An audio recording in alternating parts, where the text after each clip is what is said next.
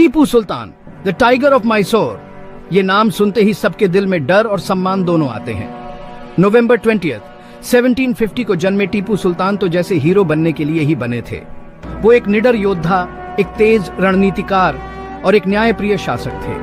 उन्होंने British east India company के खिलाफ बहादुरी से लड़ाई लड़ी, अपने राज्य और अपनी प्रजा की रक्षा की। टीपू सुल्तान बहुत ही टैलेंटेड इंसान थे। वो एक कुशल तलवारबाज, तोपखाने के मास्टर और रॉकेट टेक्नोलॉजी के इनोवेटर थे। वो एक विद्वान, एक कवि और कला के संरक्षक भी थे। वो एक सच्चे रेनेसांस मैन थे और उनकी विरासत आज भी दुनिया भर के लोगों को इंस्पायर करती है। टीपू सुल्तान का शासनकाल लगातार युद्धों से भरा रहा।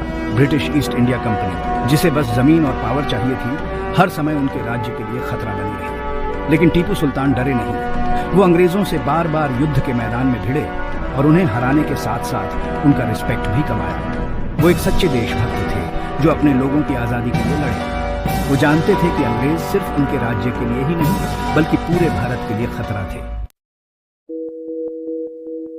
टीपू सुल्तान किसी लग्जरी में पैदा नहीं हुए थे। उनके पिता हैदर अली एक मिलिट्री कमांडर थे जिन्होंने मैसूर राज्य पर कब्जा कर लिया था। छोटी उम्र से ही टीपू एक सैनिक के जीवन को देखते हुए बड़े हुए। उन्होंने छोटी उम्र से ही मिलिट्री ट्रेनिंग ली, अपने पिता और दूसरे एक्सपीरियंस्ड कमांडर्स से युद्ध की कला सीखी। वो इन लेसन्स में बहुत तेज थे और उनमें स्ट्रैटेजी और टैक्टिक्स की नेचुरल समझ थी। लेकिन उनकी शिक्षा सिर्फ युद्ध तक ही सीमित नहीं थी।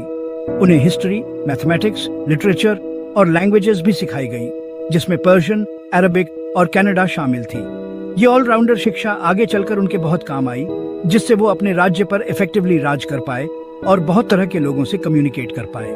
टीपू सुल्तान को फ्रेंच मिलिट्री ऑफिसर्स से भी सीखने का मौका मिला जो उनके पिता की सेवा में थे। उन्होंने यूरोपियन मिलिट्री टैक्टिक्स और टेक्नोलॉजी के बारे में सीखा, जिससे उन्हें अपने दुश्मनों पर बरहत मिली। इन एक्सपीरियंसेस ने टीपू सुल्तान को वो इंसान बनाया जो वो बने, एक योद्धा राजा जो अपने राज्य को सभी दुश्मनों से बचाने के लिए तैयार था। हैदर अली, जिन्हें अक्सर द लायन ऑफ मैसूर कहा जाता है, अपने बेटे के पोटेंशियल को पहचानते थे। वो टीपू को अपने साथ मिलिट्री कैंपेन्स पर ले जाते थे, जिससे उन्हें युद्ध के मैदान का बहुमूल्य अनुभव मिला। 15 साल की उम्र में ही टीपू ने फर्स्ट एंग्लो मैसूर वॉर में एक रेजिमेंट की अगुवाई की। उन्होंने बहुत बहादुरी से लड़ाई लड़ी और अपनी करेज और लीडरशिप एबिलिटीज को साबित किया। उन्होंने 1767 में बैटल ऑफ मोती तालाब में अंग्रेजों के खिलाफ एक सफल घुड़सवार सेना का नेतृत्व किया। उनकी कामयाबियों ने उन्हें अपने सैनिकों का सम्मान और अपने पिता की प्रशंसा दिलाई। वो बहुत जल्दी सीखने वाले थे, नई सिचुएशंस को अडेप्ट कर लेते थे और इनोवेटिव टैक्टिक्स डेवलप करते थे। इन अर्ली कैंपेन्स ने टीपू सुल्तान को करेज, डिसिप्लिन और स्ट्रेटेजिक थिंकिंग की महत्ता समझाई। इससे उनके अंदर अपनी मातृभूमि को विदेशी आक्रमणकारियों से बचाने की इच्छा और मजबूत हुई। Section 4, the first Anglo Mysore war. 1767 से 1769 तक चले फर्स्ट एंग्लो मैसूर वॉर ने हैदर अली के मिलिट्री कौशल और टीपू सुल्तान के उभरते हुए प्रतिभा को दुनिया के सामने ला दिया। ब्रिटिश ईस्ट इंडिया कंपनी, जो मराठास के साथ मिल गई थी, साउथ इंडिया में अपना दबदबा बढ़ाना चाहती थी। हैदर अली ने टीपू को अपने साथ लेकर उनके हर वार का जवाब अपनी गेरिला वॉरफेयर टैक्टिक्स से दिया। उन्होंने ब्रिटिश की सप्लाई लाइंस को तबाह कर दिया, उनकी कमजोरियों का फायदा उठाया और उनके बहुत से सैनिकों को मौत के घाट उतार दिया। टीपू सुल्तान ने इस युद्ध में बहुत महत्वपूर्ण भूमिका निभाई और कई सफल अभियानों का नेतृत्व किया। हालांकि यह युद्ध 1769 में ट्रीटी ऑफ मद्रास के साथ समाप्त हुआ, जो अंग्रेजों के पक्ष में था।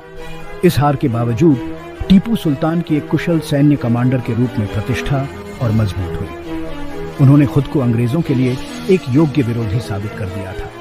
First Anglo Mysore war Tipu Sultan के लिए सीखने का अनुभव था। उन्होंने ब्रिटिश सेना की ताकत और कमजोरियों को देखा, जिसका इस्तेमाल वो भविष्य के युद्धों में अपने फायदे के लिए करेंगे। Section 5, the second Anglo Mysore war. 1780 से 1784 तक चले सेकंड एंग्लो मैसूर वॉर में टीपू सुल्तान ने अपने पिता की 1782 में मृत्यु के बाद और भी महत्वपूर्ण भूमिका निभाई। यह युद्ध टीपू सुल्तान की कई जीत के साथ शुरू हुआ। उन्होंने 1780 में बैटल ऑफ पोलिलोर में अंग्रेजों को हराया और इसमें उन्होंने अपने प्रसिद्ध मैसूर रॉकेट्स का, जिससे अंग्रेजों का बहुत नुकसान हुआ। इस जीत ने अंग्रेजों को हिला दिया, जिन्होंने युवा शासक की सैन्य प्रतिभा को कम आंका था। टीपू सुल्तान ने हिम्मत से लड़ाई जारी रखी, नई रणनीति अपनाई और अपने दुश्मनों को चकमा देने के लिए जमीन के अपने ज्ञान का इस्तेमाल किया। हालांकि टीपू सुल्तान के खिलाफ तब रुख मोड़ गया जब अंग्रेजों ने मराठास और निजाम ऑफ हैदराबाद के साथ गठबंधन कर लिया।